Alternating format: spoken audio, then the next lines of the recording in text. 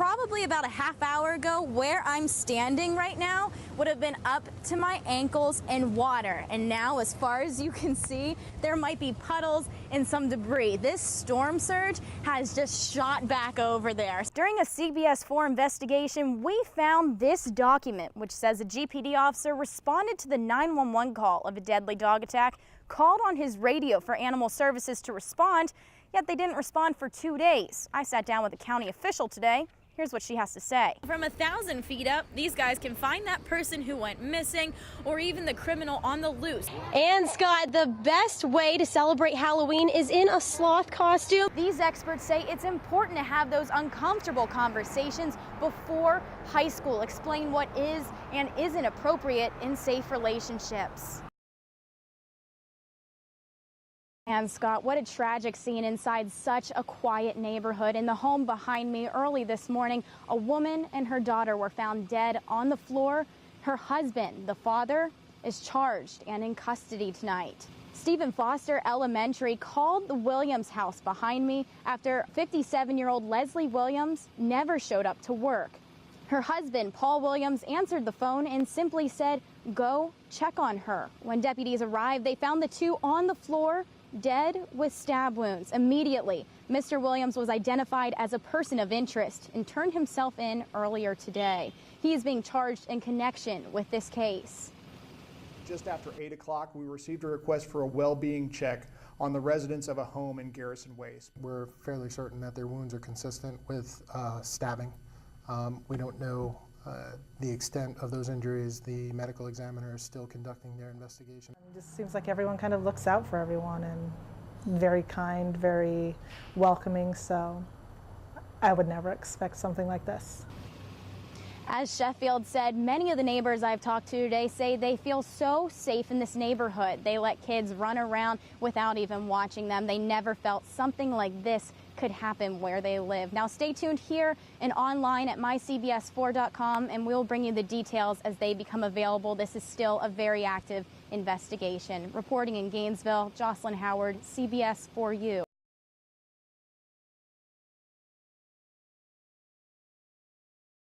Times are changing for schools and law enforcement in Florida, especially in Bradford County. For 9 schools, there used to be 2 resource officers. Today, there are 9, 1 for each school. And with new deputies comes new weapons. And with new weapons comes new training. Gun. It's sad that times like this right here has come across the nations, happening all across the schools and stuff. But I could tell you this, here in Bradford County, we care, and we're going to make sure that it doesn't happen here in Bradford County. 7 brand new school resource deputies with new rifles hit the gun range today to put their skills to the test, all with the same goal in mind, to protect the children in Bradford County. The equipment is phenomenal, and I got to tell you, the instruction, I have handled rifles before, but I have learned a lot of new things today. A lot of things that I will definitely take with me and will utilize. 4 hours straight in the Florida sun, and with each new round came more precise shots. It's become paramount that we are very well versed with these type of rifles and equipment, and we got to be prepared for, unfortunately, the worst. Most of these trainees are not new to law enforcement.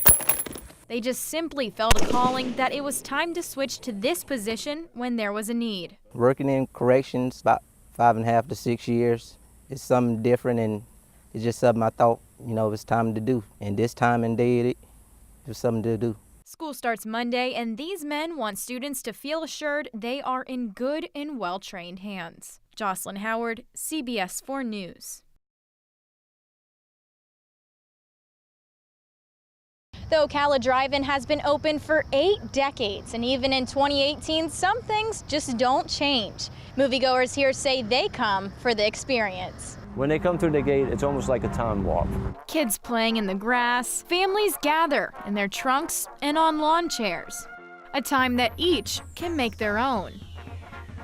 You see very few of them playing with their cell phones. They're actually spending quality family time together. a time before high-tech movie theaters and sound systems, back when there were more than 4,600 drive-in theaters across the country. Now, barely 300 remain, 7 of them in Florida. How do they compete? Well, with a carefree atmosphere. We love being able to bring the baby. We wouldn't be able to bring her normally in a, to a regular movie theater. People would be so angry. You can't bring the playpen into the movie theater. No, and it's great because as soon as she falls asleep, I can lay her down to sleep while we enjoy the rest of the movie. Babies can cry and dogs can bark. Your experience is your own, without having to worry about the person sitting beside you in a crowded theater.